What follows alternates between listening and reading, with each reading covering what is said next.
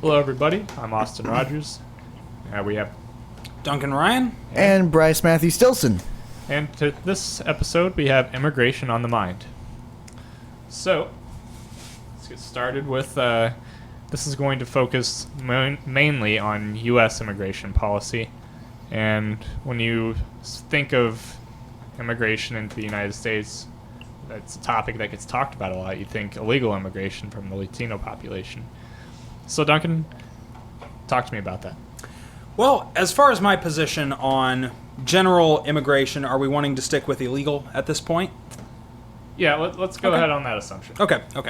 So, with illegal immigration, I think it really is a mixed bag. Obviously, there are laws that are in place, and border security is important. Those laws are in place for relatively good reasons. And at the moment, our legal immigration process is in shambles. People are, in many cases, resorting to illegal immigration after having tried the approved channels. So I think that's a huge problem.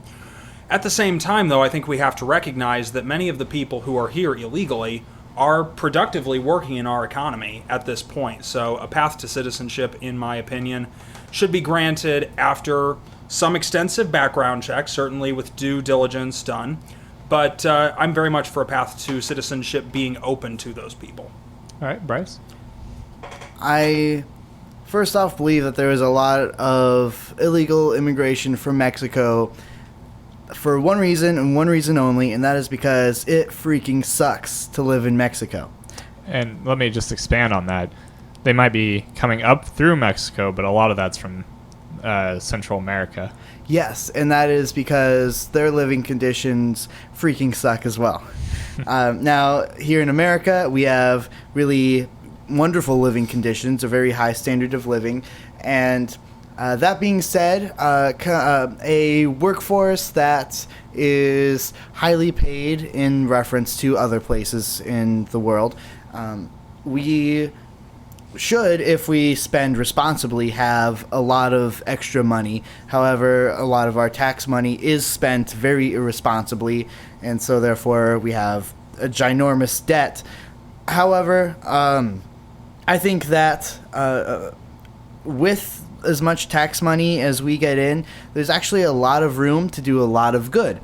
Thus being, if we don't want illegal immigrants stealing our jobs, we shouldn't just lock them up in their own country. I think we should solve the problem at its cause, that being supporting a higher standard of living in Mexico and other countries, doing what we can to actually help them achieve better living conditions.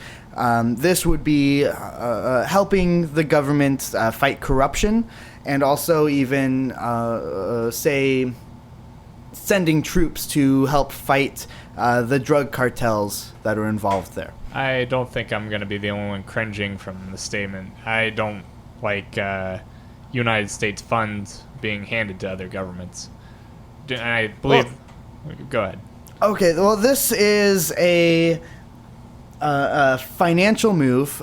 In the long run, it would be less money, using security or building a wall, which, according to Donald Trump, Mexico would pay for that. Now, we'd save money that way. We'd also save money arresting these people, locking them up in jail. A lot of them get sent back to Mexico, which spends a little bit of money. And then also, if these people aren't quote-unquote stealing our jobs, then we have more American people working said jobs, and that helps our economy in that way. So financially, in the long run, it's cheaper. However, it's much more expensive at the start. You're right. Feel like responding? Yeah, if I could, I'd like to touch on a point that Bryce has actually just brought up that's and expand on it a little bit. This is a very common conception that, to paraphrase people that I know, Mexicans are coming up and stealing our jobs. And that's a very... But wait, they're also very lazy. Yes, of course. Now, the fact of the matter is that this is a vast oversimplification of the actual economic matter at hand. In most cases, what's actually happening is that they are coming up and taking jobs that Americans either do not want or, period, will not take. The agricultural sector comes to mind very readily. We've used legal migrant workers in the agricultural sector for decades because Americans simply will not take those jobs. Migrant workers coming up from Mexico with legal temporary work visas have been used in that sector for a very long time for that exact economic reason. So I think that we have to be mindful of the fact that many of these people have entered our economy and are being at least as productive, if not in some ways more so, than the very Americans who claim that their jobs are being stolen from them. So you're just saying that we don't have the proper incentive? What I'm saying is that when you are looking at this from the standpoint of balancing deportations and enforcing the law with the nation's best economic interests, I think what you very rapidly come to is that the best method for balancing those two agendas is to actually open up a faster and more efficient method of either temporary or permanent legal immigration, because the people who are coming up here to work, legally or illegally, are contributing to our economy in often very difficult ways that Americans simply don't. Duncan, is there anything that should be done to, say, encourage or promote Americans to do these jobs that we don't want to do, so we're just letting illegal immigrants do? Personally, my opinion on that would be that social engineering is usually not a positive thing on any government level. I think people do absolutely have the right to refuse to work these jobs, and any attempt to force them or coerce them in any way, shape, or form to do them is probably not a good idea economically. At the same time, we also have to be mindful of the fact that how many people do we have out of work, drawing on unemployment benefits, etc., when in reality there are jobs out there that simply people do not want to do. Now, of course, there are many factors that play into this. People in urban environments who are unemployed obviously do not have access to agricultural sector jobs. But I think this is a very complex interplay of a lot of different issues that comes into play at this critical juncture. I think that a drum to beat off of Americans are used to a certain way of life, and when an illegal immigrant is told we'll pay you this much, they don't really think, well, that's not what I'm used to. They think that's food on the table. Mm-hmm. And that's a big difference. That's the motivation there is quite higher for the illegal immigrant. And that's what makes them more economically competitive in comparison to many American workers. Absolutely. And Bryce, you touched on this. There have been recent xenophobic remarks and policy, what's the word I'm looking for? Proposals, there we go, that have hit on illegal immigration, such as the infamous Wall of Trump and the Muslim ban. So we're going to stick to the wall, other than the obvious economic implications from our taxes being used to build that wall, because it's obvious that Mexico will not pay for that. What kind of implications does that have? Well, I think what we're looking at is a system that is a hideously inefficient and outdated way of maintaining border security, which, as I said, I think border security is important. We do have to enforce the laws that are already extant, but if you are aiming to take a more punitive attack on that in terms of enforcing them very, very, very aggressively, let's proceed from the idea that that is the overall goal that the American people have in mind, which I don't think is personally true, but looking at it from the logistical angle, I think what we find is that the wall is possibly the worst way of doing that, other than just completely opening up the border. Well, Duncan, you know that this is going to help the free market in the long run. You see, when you build a 40-foot high wall, you create a market for 41-foot ladders. Precisely. And I think what we've already found with the fences that are already on large sections of the borders is that people ultimately find a way to beat them. Physical barriers we have a massive border with Mexico. Physical barriers have limitations. And what's ultimately a more effective method is things like drone surveillance, where technology can be used to increase the efficiency of any one group of INS agents that are in that area to survey a wider span of area and keep a tab from a centralized location and respond to threats or issues as they arise. Not to mention that most of the reason people want this is because drugs are such a problem along the border. However, there have been reports of people using catapults, throwing bags of drugs across the border. In fact, if I'm recalling correctly, tunnels have also been used many times. And even in one instance, a very bizarre one, if I'm recalling correctly, a small miniaturized drone submarine for transporting some illicit substance. I remember reading about that, not sure where it was. I want to say I saw the article in the Wall Street Journal, but this has been a couple of years ago. Yeah, it's been a couple of years. Yes. All right. So it's just that kind of policy is not what's going to be overall beneficial to the United States. It's not accomplishing any goals, and it's going to cost us quite a bit of money. Not to mention souring our relationship with our neighboring country. What exactly would the endgame be on immigration policy? Well, I think with regards to immigration policy, you're looking at two different objectives that are separate but at the same time very much so interconnected. The first objective is to reform our own immigration policies with regards to legal immigration, which are a huge contributing factor to this. We are seeing people who are unable to pursue immigration legally through the proper channels and who are resorting to illegal immigration after having really done their best to pursue it the correct way. The other one, and I'm going to play a little bit off of what Bryce has suggested here in terms of using federal funding to develop economies in the countries where these are coming from.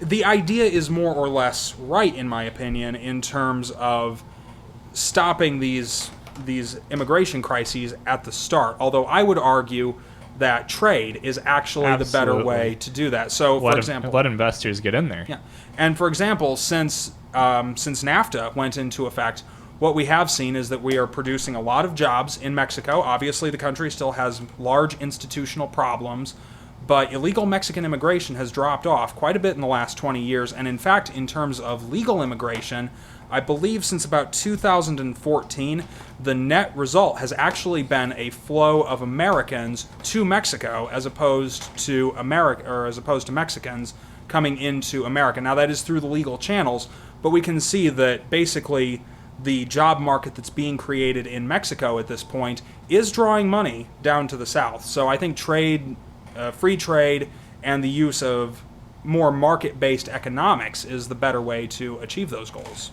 As an American, is that kind of worrying that money is flowing away from us instead of toward?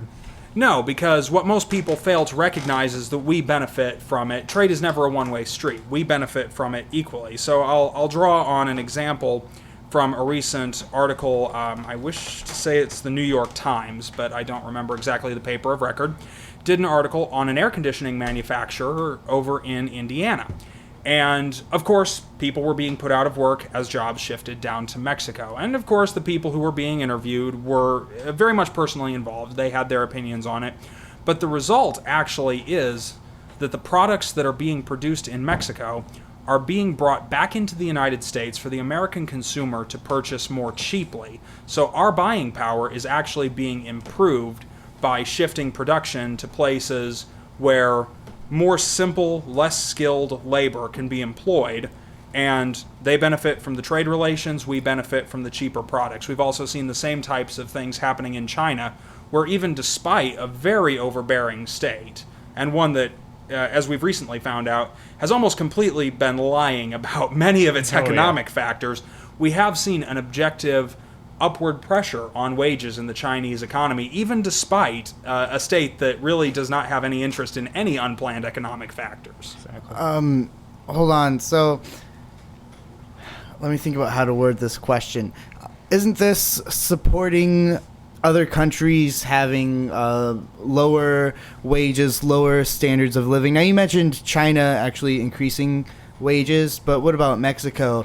Aren't we supporting outsourcing. Now, yes, we can buy them cheaper here, but the richer CEOs having cheaper labor in Mexico, the CEOs see the profit, and the workers are getting less money. Now, here we have the rich getting richer and the poor getting poorer. Actually, if I may jump in, we have the rich using capital to be economically productive, and yes, profiting thereby. That's how economics essentially works. But we have the poor, rather than getting poorer, we've got people who otherwise would be either unemployed completely or employed by companies with vastly more limited resources. Or illegally employed. Here. Or doing illegal activity with drugs. What we've actually got is people getting legitimate employment, stable income, and yes, it's not as high as in the United States, but you also have to consider the buying power of the monetary currencies involved. And so they're able to build up their standard of living down there. Right. They don't have the same kind of real estate. They don't have the same kind of food markets. They just don't have the same anything as the United States. We're a very developed country. And a very economically mature one, which is why, for example... Not with our budget. We're very immature with that. Well, no, but in terms of developmental economic maturity, I was actually reading up on Chilean growth not too long ago. They've recently been posting economic growth upwards of 5 to 6% over the past decade. Now, in the United States, that would be a pipe dream because our economy has already developed to such a large level that a 6% growth in the United States would be almost unthinkable. Go ahead. I don't mean to beat a dead horse, but the American workers are getting poorer. If now... We're obviously trying to increase our minimum wage, but companies keep shifting south to where the minimum wage is either non-existent or is much cheaper. Now, the original American workers were fired. They were unemployed. So correct. There, the poor are getting poorer. And also, down south, not much. Oh, go ahead. You're looking at this from a very American-centric point of view. In the long term, what this is doing, and it does seem unfair from an American standpoint, seeing as we aren't having those long-term careers. However, the products are much cheaper. Those same people, if they find any sort of job, which they'd be lucky to find a factory job in America anymore, they will have a much easier time improving their standard of living with a cheaper air conditioning unit. If I may, I'd also like to interject a small economic point here, which is that, yes, we do have that shift of jobs, but that's how market economics works. The American labor force has become uncompetitive with labor forces in other parts of the world. Now, that doesn't necessarily mean that there isn't a role for the American labor force. That labor force can then be redirected into more highly skilled trades or more technological development. This is a concept that in economics is known as creative destruction, whereby one industry is either destroyed through technological improvements or, in this case, shifted to another region, and the resources that were previously put into that industry in its original region are then redirected into growing sectors of the economy. What I think the big divide is right now is America is trying to find its niche again. We're trying to find our emerging market. We are. But again, we can't... So many countries have tried experiments in protectionism where basically prices are held artificially low, or wages are held artificially high, or outside market forces are kept from acting upon a country. And realistically, that just is not a goal that a country operating in a modern globalized economy can pursue with any degree of efficacy at all in the long term. Do they work for a few years? Sure. After that period of time, you're going to see businesses either closing down or, in more cases, actually moving entirely out of the United States in order to service those emerging markets. I believe I'd like to have a conversation about oil with that in mind, with all of our subsidies going to that. But that will be for another episode. Back to immigration. With our immigration policy the way it is, the Supreme Court striking down what Obama was attempting to do, what are the economic implications here? Well, I think we are seeing, with illegal immigrants being allowed to stay, we're seeing a benefit to the economy in terms of a productive workforce that is, for the most part, acting in jobs that Americans are not taking. We're also seeing a shadow economic benefit from the fact that we're not putting the taxpayer resources into deportation that would have been required. And this is something that a lot of people, touching on the Donald Trump issue again, have criticized Trump for, is that the wholesale deportation of all illegal immigrants, and in fact, if Trump's words are accurate, many of their children, who I will remind you are, of course, United States citizens by birthright. But a lot of people would argue with you about the legitimacy of that. A lot of people are fed up with that. A lot of people are fed up with it, but constitutionally they are American Absolutely. citizens and have rights as such. But with that said, any program of that sort, whether it included them or not, would require massive expansions of the immigration service, vast amounts of taxpayer resources, and a huge amount of time creating cumbersome and ultimately not particularly effective government bureaucracies that, after they had fulfilled that purpose, would really just languish. I mean, once a government agency is created, you can rarely destroy it. Very rarely are temporary government agencies created. So It's too easy to set up a government agency and too difficult to tear one down. of course. Companies on either side are now competing Yeah. for the best employees, and so they're competing with higher wages instead of with lower wages. And we have a very codependent economic system. Which- and now look at how really great that would be for both countries. And ultimately, that is the goal of a free market economic system. But the fact is, you have to recognize, look at how long it's taken us from our industrialization period to get to where we are right now. Now let's help another country so that in the long run. But what we I'm can saying both is, look at how long it would take Mexico, no matter how much pressure you put on it, look at how long it would take for that development to occur. I And- mean, we might cut it down from 100 years to 40 years. I would like to point out again, like, as a country, we can't just give people money. It would be fine if we opened up investment opportunities there.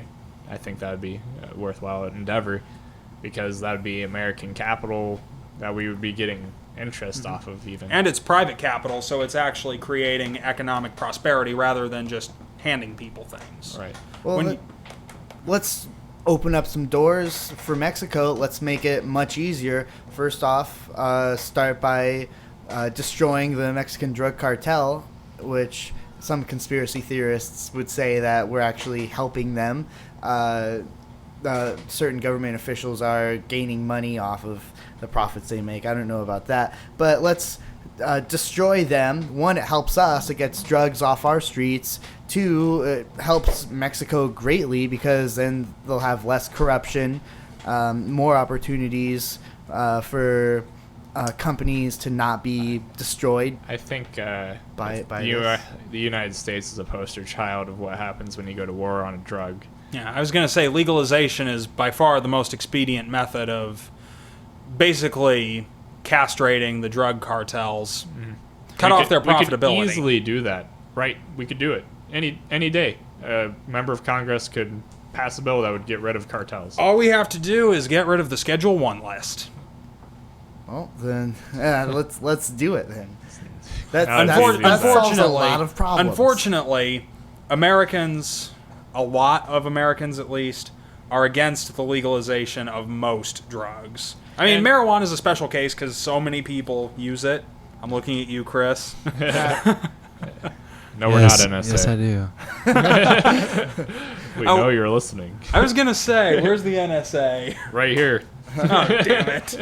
Well, so the same people who are benefiting from, according to a lot of conspiracy theories, the drug cartel, and also benefiting off of their own drugs, like the FDA approved stuff, like the what's the word I'm looking for?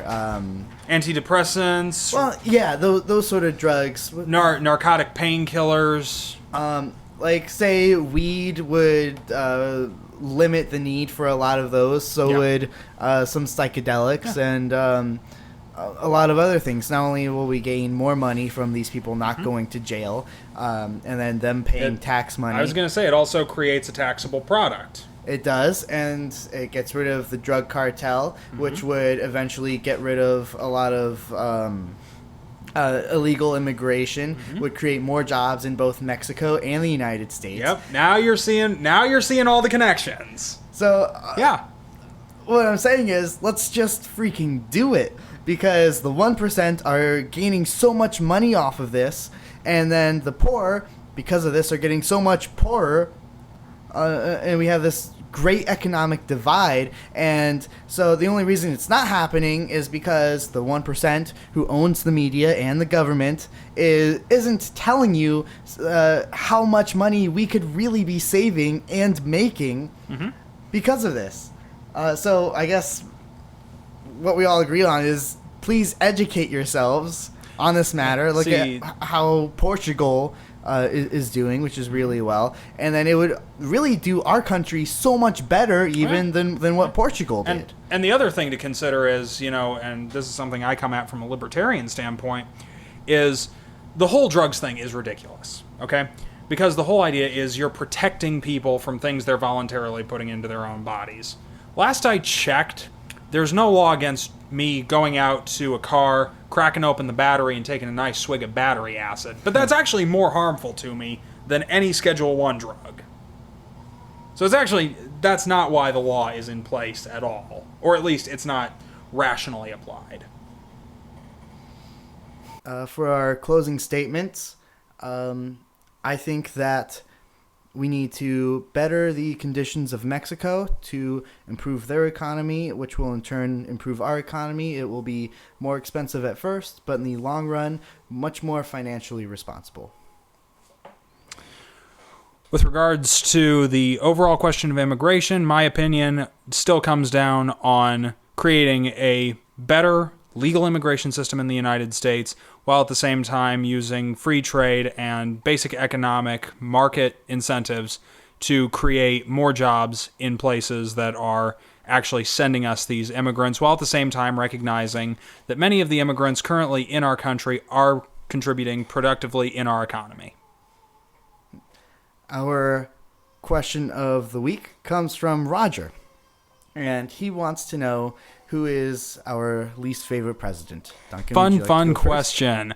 So my least favorite president, I'm going to go with Lyndon Baines Johnson, mostly because of his Great Society programs that ended up setting the stage for a vast expansion of the welfare state across the last 30 to 40 years. Bryce? I'm going to say Ronald Reagan.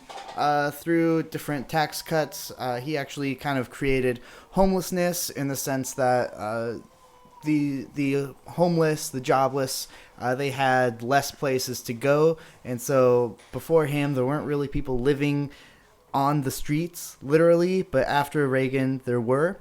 Also, I believe the arms race with Russia was a really bad mistake, because, yes, it kind of worked in the sense that we didn't go to war, but in the same time, I believe that it was an unnecessary expenditure. Instead, we should have, both countries should have been de-armed instead of gaining lots of arms.